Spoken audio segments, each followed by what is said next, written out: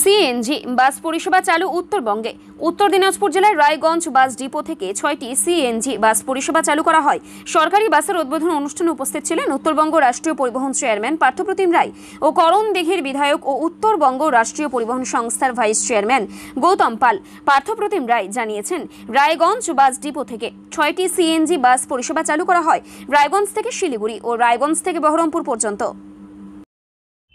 আমাদের এই সিএনজি বাসের আমাদের এই অত্যাধুনিক প্রযুক্তি সম্পন্ন সমাজকে শুভেচ্ছা বার্তা জানাবে।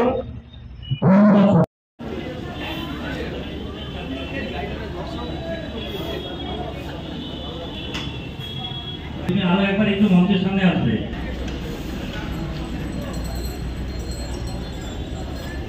যে সিএনজি বাসগুলো দিয়েছে অত্যাধিক প্রযুক্তি সম্পন্ন,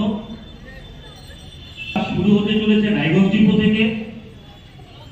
কিন্তু সেগুলো পেতে পেতে আমরা ধাপে ধাপে পেয়েছি। আমরা প্রথম পর্যায়ে 10টি বাস পেয়েছিলাম, সেগুলো কোচবিহার শিলিগুড়ি রুটে চলছে। তারপর সেকেন্ড ধাপে 14টি বাস পেয়েছি। 6টি বাস আমরা রায়গঞ্জ ডিভিশনে দিয়েছি, এটা রায়গঞ্জ শিলিগুড়ি এবং রায়গঞ্জ বহরমপুর। সিএনজি বাস অনেক বেশি পরিবেশ বান্ধব, পলিউশন ফ্রি বেশ খানিকটা, এবং ইকোনমিক্যালি সাশ্রয়। আমরা একটা হিসেব করে দেখেছি যে ডিজেল চালিত বাস চালাতে আমাদের পার কিলোমিটার পার মান্থ খরচ হয় প্রায় 27 টাকা, সেখানে এই সিএনজি বাস চালাতে খরচ হবে 20 টাকা।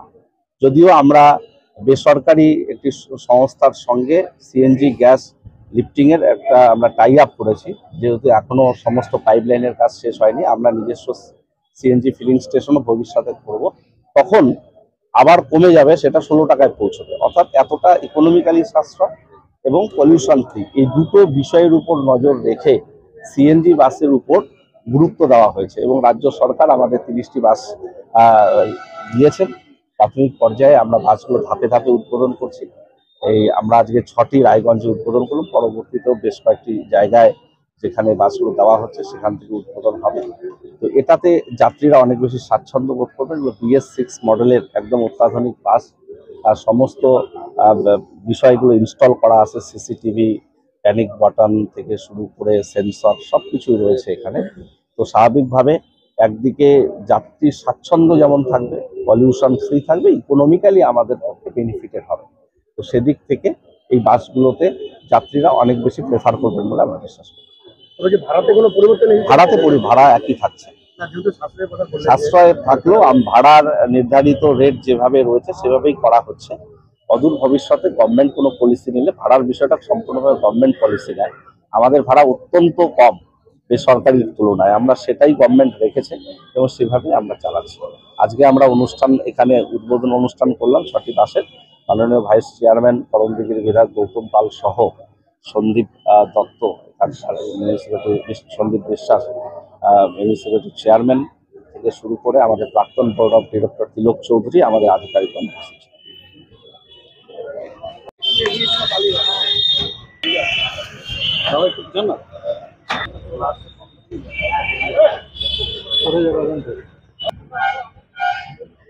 আজকে এই শুভ মুহূর্তে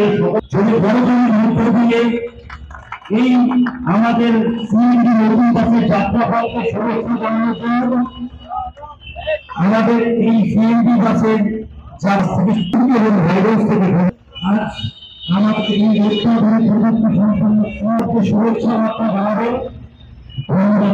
রাষ্ট্রীয় পরিবহন সংস্থায় রায়গঞ্জ ডিভিশনে 6টি সিএনজি বাস এখান থেকে উদ্বোধন করা হলো। মাননীয় চেয়ারম্যান সাহেব পার্থপ্রতিম রায় উপস্থিত ছিলেন। আমাদের রায়গঞ্জবাসী খুব খুশি যে রায়গঞ্জ থেকে শিলিগুড়ি এবং রায়গঞ্জ থেকে বহরমপুর অনেক যাত্রী অসুবিধা ছিল, এখন আমাদের অনেক সুবিধা হবে। সেই জন্য আমরাও রায়গঞ্জবাসীও খুব গর্বিত। ফলে আমাদের ডিপার্টমেন্ট খুব যত্ন সহকারে এই বাসগুলো চালাবে এবং মানুষকে পরিষেবা দেবে, এটা আশা করছি। গ্যাসের তো আমরা আপাতত বোতলবাড়ির মাঝামাঝি একটা ফিলিং স্টেশন আপাতত আছে, আর একটা দুর্গাপুরে আছে আপাতত, পরে আরো নিশ্চয়ই বাড়বে। সেটা আমাদের সেট আপ করা আছে, কোথায় গ্যাস কমবে পারবে সেটা সেট আপ করা আছে, ওটা নিয়ে কোনো অসুবিধা নেই। ঠিক আছে।